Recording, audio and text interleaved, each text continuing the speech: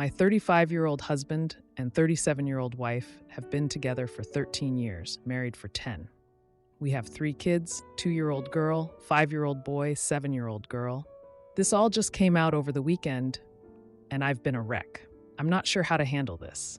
My wife was 24 years old when we met. I was 22. When we met, we were both in school, and she was in a relationship with her boyfriend at the time. They had been together for 5 years. We became friends through school and had to work on a few assignments together. Everything was very platonic. I remember asking about her boyfriend, and she explained to me that they had been together since she was 19, so together for 5 years. But she felt like the relationship was over. They weren't intimate much, and he was somewhat emotionally hurtful. He dictated her outfits, told her she was too fat, she wasn't, and always showed her other women and how he'd rather be with them. He even cheated on her a few times and was openly dating other women near the end of their relationship. She called me one day as a friend to complain about what was going on. She told me that he had told her he wanted to explore other women and felt like they should break up. She was pretty upset. I took her out for lunch and basically just listened to her and supported her as a friend. The next week, she called me again, this time to let me know that he had dumped her and he was moving out of the house they shared. I was a young dude and thought, hey, perfect, I'll be a rebound and try to get with her. Shitty on my part, but as a 22-year-old guy, I didn't care. I took her out to dinner and we started having regular dates. They still lived together, and our conversations were heavily centered around her breakup and the drama it entailed. I'd pick her up from their house, and we'd go hang out. This went on for a few weeks, and we ended up sleeping together one night when I brought her back to my place. After that, I really started to develop feelings. Knowing I really liked her, I asked her to be my girlfriend. She was still living with her ex, as he hadn't moved out yet. So now, I was dating a girl exclusively that still lived with her ex-boyfriend. I trusted her that nothing was going on and the relationship was dead. She seemed to really hate him. For timeline purposes, I'll reiterate that they broke up, and 1 month later, I asked her to be my exclusive girlfriend. We continued being all about each other, and I was there to support her as she kicked him out. He ended up moving out a few weeks later when he finally found his own place. At this point, it was nice to know he was fully moved out, and so we started to feel like a real relationship without any other drama of her ex. A week later, which was about a month of us being exclusive, I had planned a date night for us. We were supposed to meet at 7 p.m. at a restaurant in town. I texted her an hour before and didn't hear back. I tried calling, no answer. I ended up driving over to her place, and she wasn't home. I started to worry, but there wasn't anything I could do. She ended up calling me at 11 p.m. that night, apologizing profusely because she had been at a friend's house studying for finals and had left her phone in the car. She said she totally forgot about our date and felt terrible. I told her it was okay and didn't think too much about it. I trusted her. Everything went on as normal. A week later, her ex-boyfriend started harassing her, calling her nonstop. She said that she told him to leave her alone and that he wanted her back, but she didn't want to be with him. It actually got to a point that he'd sit outside her house for hours at a time. I was over there one day, and she called the police when he showed up. She ended up filing a restraining order against him, and we never heard from him again. About a year later, we had some drinks, and she let it slip that she was actually over at his house the night she claimed to be studying and left her phone. She apologized profusely and told me that his mom was in town and she was trying to help him get her back. She agreed to do dinner with both of them and talk about their relationship. She was very close to his mom, so she agreed to meet them out for dinner to just talk. She said that after dinner, she went back to his new place with his mom, and the 3 of them continued talking. She said it got late, and she stayed the night instead of driving home. I was obviously upset about the whole thing, but she said she had explained to him that she no longer wanted to be in a relationship with him and had moved on. She said nothing happened. Several times over the next several years, I pressed her about that night. I felt very insecure about it. Every time I asked her if she cheated on me, she said she didn't. She said that she just went over there to talk and fell asleep after she called me. She said she felt terrible lying, but was feeling bad about everything and was so fresh out of her breakup that she didn't know how to handle it. But she stayed firm in her claim that she had never cheated on me, even though I would. We ended up getting married and having 3 kids. This past weekend, I pressed her one last time about that evening. I told her something wasn't sitting right with me after all these years. It randomly popped into my head, and I asked her one more time, "What really happened that night? I'm not sure if I believe you or your story. It just doesn't make sense." She broke down crying, and I knew. She explained to me that she never wanted to tell me the truth. She said she did go over to his house with him and his mom, but his mom ended up leaving, and they sat and talked about their relationship. She said that one thing led to another, and they ended up having intimacy on the sofa. She said she was confused about her feelings, being 2 months out of her 5-year relationship with him and dating me.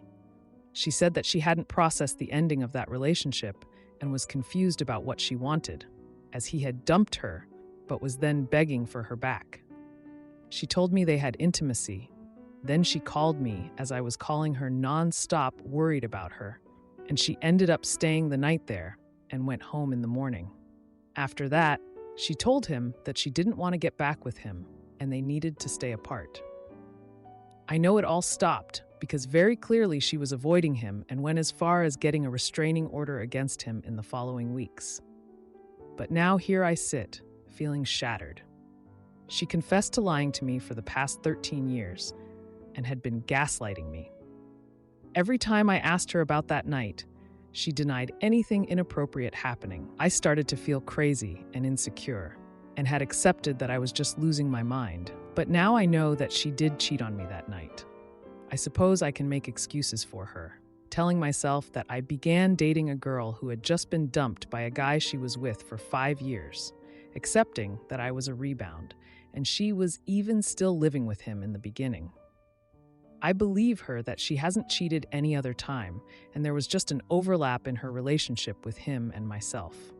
That being said, I'm still severely hurt by the lie, and I'm feeling very confused about how to feel about this.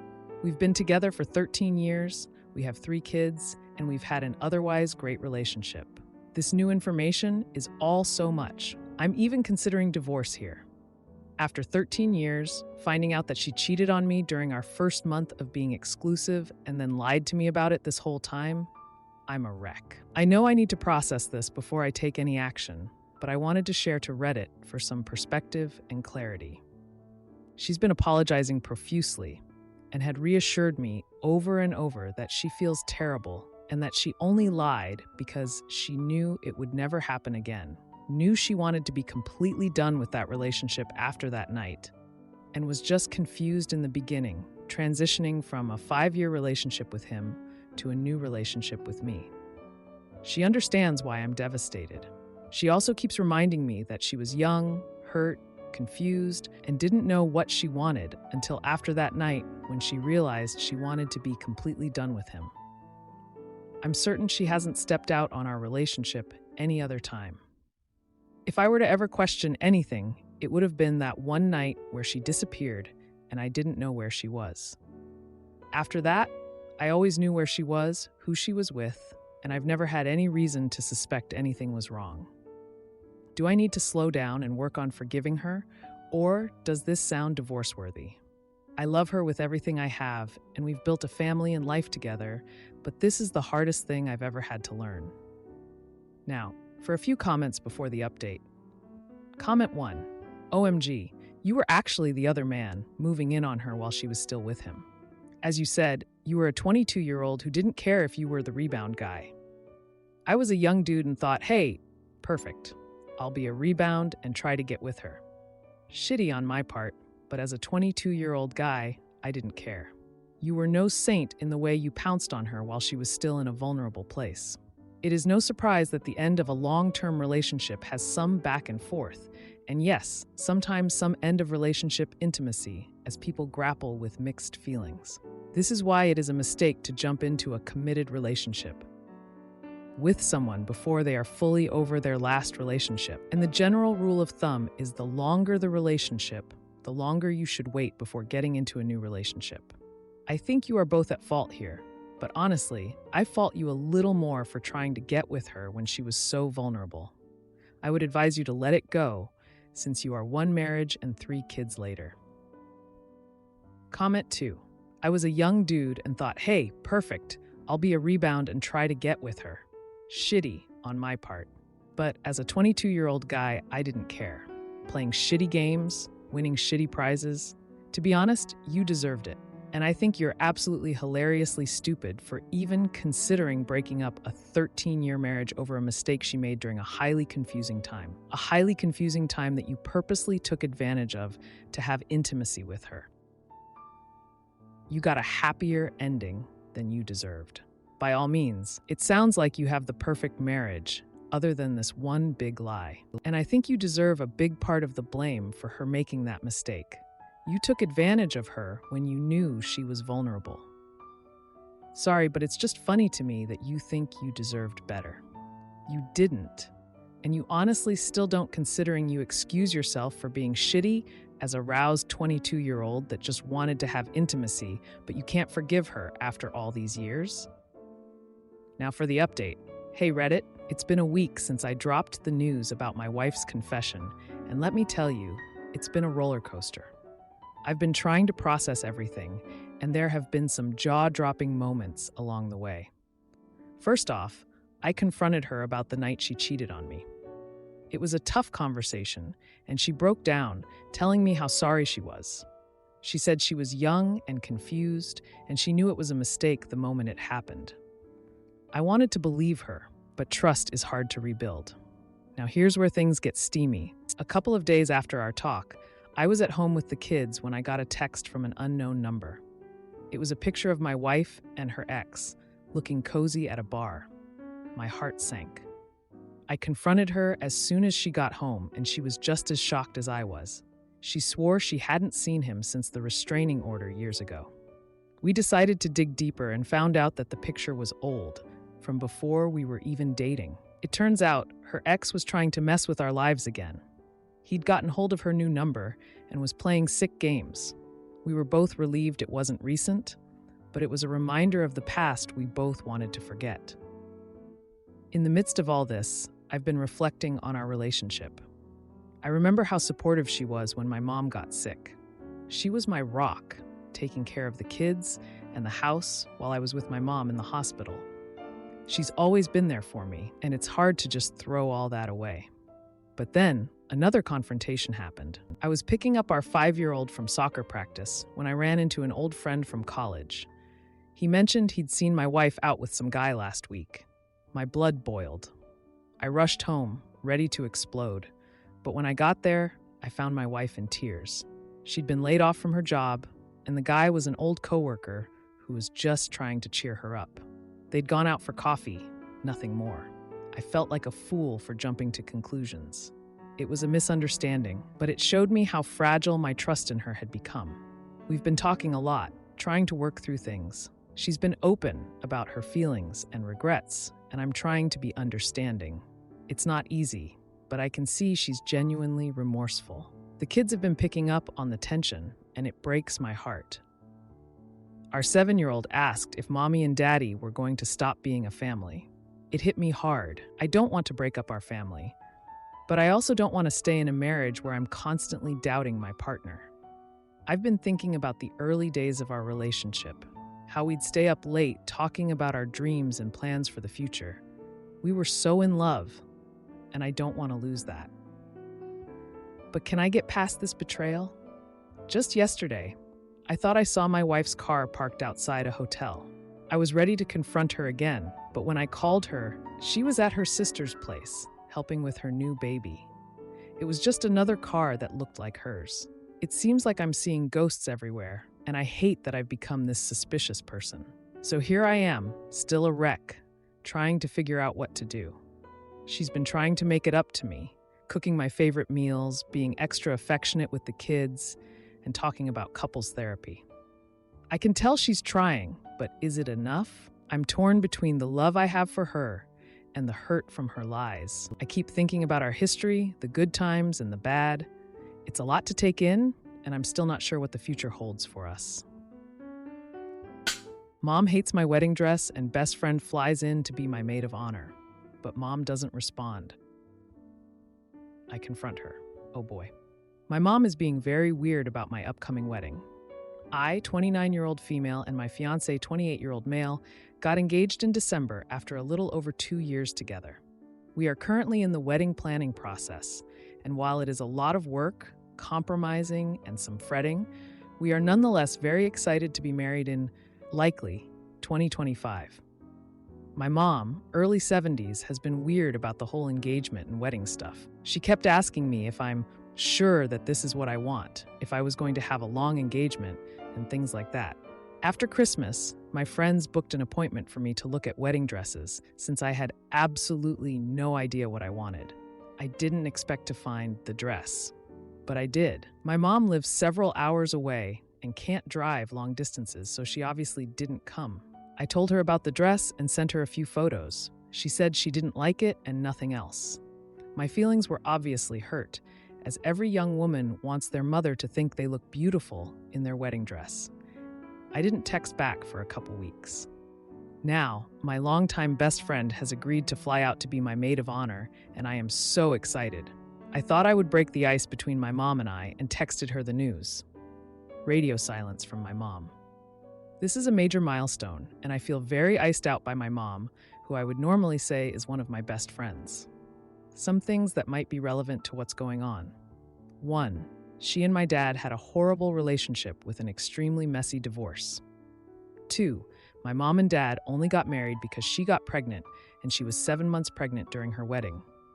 3. I am an only child. For myself and my fiancé, when we first moved in together, we had a rough patch. We almost broke up, but I gave him a second chance. Since that rough patch, he attended therapy, and we have been doing very well ever since. He is very loyal and faithful. He is extremely loving and dotes on me. He has supported me at my absolute worst and has believed in me when I didn't believe in myself. He tells me he loves me every single day, multiple times a day. We share household duties equitably. We have agreed on kids, how many we want, how we want to raise them, and when we want to have one.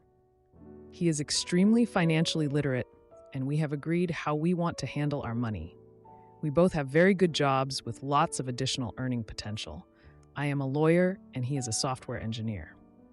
We will be getting secular premarital counseling together, seeing a financial advisor together, and be getting a prenup. I say all this to paint the picture that we are two extremely competent adults who have thought about this, can run a household together as a team, and are very much in love. My mother knows all of this information. Has anyone dealt with a parent who did not seem super enthusiastic about their wedding? Did something ever come out of it? This doesn't seem normal to me, but I have no idea how to even start addressing it. Now for a few comments before the update. Comment 1. This could be a combination of her just generally being worried about you getting married because it didn't work out so well for her, and also feeling excluded herself because you seem to be informing her, after the event, of what's happening, rather than including her. You do not have to include her, of course, but you suggest that your relationship is very best friends, and yet your other friends got to plan dress shopping and mom can't come because 2 hours away, too bad. I suspect she feels left out and sidelined. If she has otherwise always been loving and supportive, then maybe you can't really expect her to be excited about you doing something with your friends that traditionally she thought you might do with her. Comment 2. You had a rough patch in the beginning. Your rose-colored love glasses allowed you to quickly forgive him for any wrongs of that time, but your mother is still holding it against him. She doesn't like him, doesn't think he'll be a good husband, but she knows she can't say any of this. Well, she can, but she's wisely staying quiet. So she can't muster up any excitement seeing you marry him. She's been hurt in the past and doesn't want you to experience that. She's torn and is trying to stay out of it. It's possible she's seeing things you don't see and she's right, or it's possible she's wrong to hold a grudge against him. Now, for the update. Hey everyone, it's been a week since I posted about my mom acting weird about my wedding. And boy, do I have an update for you all. Buckle up because things got pretty intense. So after my last post, I decided to confront my mom about her behavior. I called her up and we had a long talk. It turns out she had been holding back her feelings because she didn't want to project her own negative experiences with marriage onto me. Remember how I mentioned her messy divorce with my dad? Well, it scarred her more than I realized. She confessed that seeing me so happy and in love was bringing up a lot of her old fears and insecurities.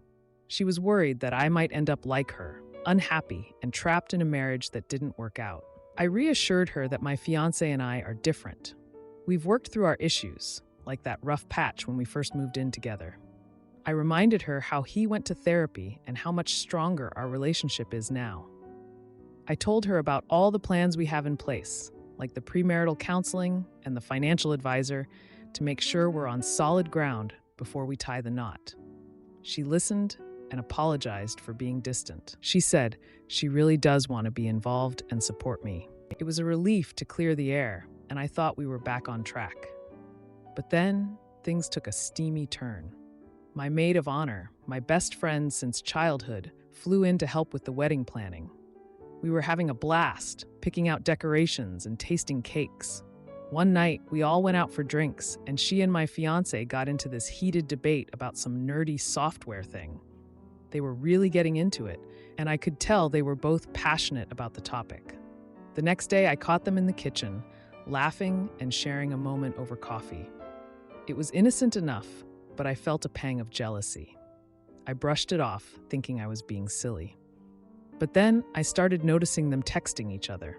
They said it was about wedding stuff, but I couldn't shake the feeling that something was off. I confronted my fiancé about it, and we had a huge fight. He was hurt that I would even think he'd do something to jeopardize our relationship.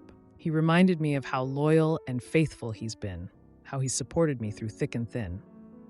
I felt terrible for doubting him, but I couldn't help it. The tension was thick, and my maid of honor could tell something was wrong. She sat me down and explained that they were just bonding over their shared interests and that there was nothing to worry about. She even showed me their texts, and it was all completely innocent. I felt like such a fool for letting my insecurities get the better of me. But wait, there's more. Just when I thought we were past all the drama, my mom called me with some shocking news. She had been doing some digging into our family history and discovered that my fiancé and I are distantly related. We're like third cousins or something. I was floored. I didn't know whether to laugh or cry. I immediately told my fiancé, and we had a good, long talk about it. We decided that it was so distant it didn't change anything between us. We were still committed to each other and our future together, but it was definitely a jaw-dropping moment that neither of us saw coming. So, after all that, things have finally calmed down. My mom is now actively helping with the wedding plans, and she's excited about it. My fiancé and I are stronger than ever, and my maid of honor is still my rock. We're all looking forward to the big day. But then, just when I thought we were in the clear, another misunderstanding happened. My mom called me, sounding frantic, saying she heard from a friend that my fiancé was seen at a jewelry store with another woman. My heart sank. After everything we'd been through, could it be true? I confronted him, ready for another confrontation, but he just laughed. It turns out he was at the jewelry store with his sister, picking out a surprise gift for me. He wanted to give me a special necklace to wear on our wedding day. I was so relieved and felt silly for jumping to conclusions again. Adam cancels our son's 11th birthday plans and says it only benefits me and my parents. Oh boy, he lives to regret it.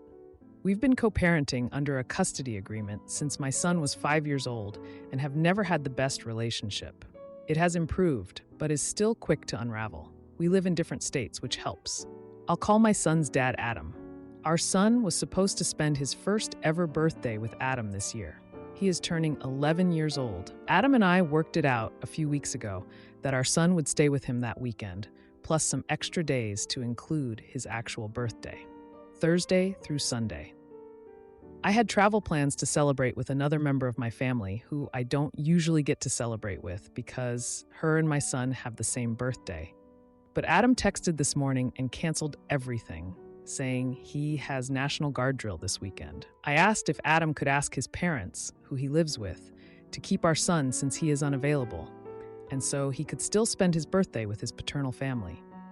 Adam said he could ask his parents to help, but the only people that benefits is you and my parents, and it does not benefit him or our son in any way. Forget trying to explain how much of an oversight that is, because he's so defensive, he will just focus on attacking me, and it will go unheard. My therapist recommended something called gray rocking for my own sanity, so I just say, okay, that's not a problem.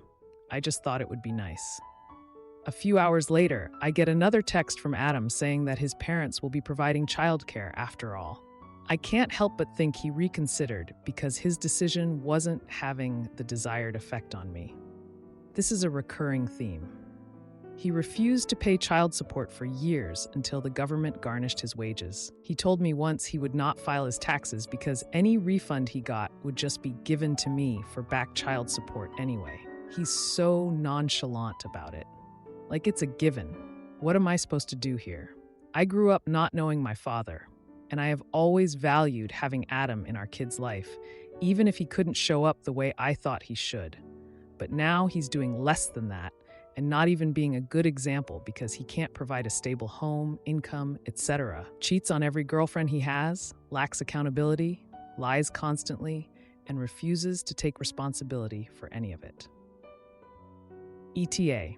I've been posting this everywhere in an attempt to vent. Sorry if you saw it somewhere else. No one believes or cares that he treats us this way, and I'm not sure there's anything a family court would care about here. I just worry so much about the impact on my kid. Adam is emboldened by a keyboard and acts totally different in reality. He thinks our kid doesn't notice the lack of civility because it's all through text. Now, for a few comments before the update. Comment 1. Gray rock is working. Keep it up. Scream into a pillow and increase your therapy appointments if you need to. All a child needs is to have at least one adult figure in their lives who is calm, loving, patient, and kind. It can go a long way to improve a bad parent and for the child to still form healthy bonds in adulthood. So be that parent for your kid. You counter a poor father by loving your son unconditionally and doing your best not to make your feelings about his father his problem. If your ex's parents are good with your child, encourage that connection. While grandparents can sometimes be poor when they are parents, thus your ex's issues, in part. They can be loving and kind as grandparents. While your son may be deceived by his dad when he's little, disappointed by him and want his dad's approval, by the time he's a teenager, your son will start to form his own opinions. Comment 2. Focus on yourself and the kiddo. If Adam says he can't take his child, just say okay and enjoy the weekend with your son. Make sure your son has a safe place to talk to you about how he feels when his dad isn't there for him. Keep all conversations to the minimum possible. You don't have to make him understand why he is a rotten father. He will figure that out when your son wants nothing to do with him. Now for the update. A lot has happened since my last post, and I've got to say, it's been a wild ride. I never expected things to turn out the way they did, but here we are. So, after Adam's last-minute cancellation and his sudden change of heart about having his parents watch our son, I was bracing myself for another letdown. But to my surprise, his parents stepped up in a big way. They not only agreed to take our son for his birthday weekend, but they also planned a whole surprise party for him. It was the first time they'd done something like this without Adam's involvement, and I was touched by their effort to make our son feel special. Meanwhile, Adam's unpredictable behavior continued. He'd been living with his parents since the divorce, and I heard through the grapevine that he'd been kicked out for not contributing to the household. It was a pattern with him, always bouncing from place to place, never really settling down. I remember when we first met, he was so charming and full of promises. But as time went on, his true colors showed. He was always looking for the next best thing, never content with what he had. Our son came back from his birthday weekend full of stories and excitement. He talked about the cake his grandparents had gotten him, the friends he'd played with, and the gifts he'd received. It was a relief to see him so happy, considering the circumstances. But then, things took a turn. Adam, who had been relatively quiet since the birthday weekend, suddenly reached out to me. He wanted to talk. I was wary, given our history, but I agreed to meet him at a coffee shop halfway between our states. The meeting was tense at first. Adam looked different, more worn down than I remembered. He started by apologizing for the way he'd acted over the years, for the missed child support payments, the lies, and the instability. I was skeptical, of course. Adam had a knack for saying what people wanted to hear. But then he did something I never expected. He pulled out a stack of papers from his bag. It was proof of a new job he'd landed, a stable one with benefits. He told me he was getting his own place and that he wanted to be a better father to our son. I was floored. This was the man who had refused to file his taxes just to spite me, who had been so nonchalant about his responsibilities. And here he was, trying to make amends. I didn't know what to make of it. Over the next few weeks, Adam's actions matched his words. He started making regular child support payments without the government needing to garnish his wages. He called our son every night just to talk about his day and say goodnight. It was a complete 180 from the man I'd been dealing with for years. And then came the biggest surprise of all. One evening, as our son was video chatting with Adam, I overheard them talking about a trip Adam was planning.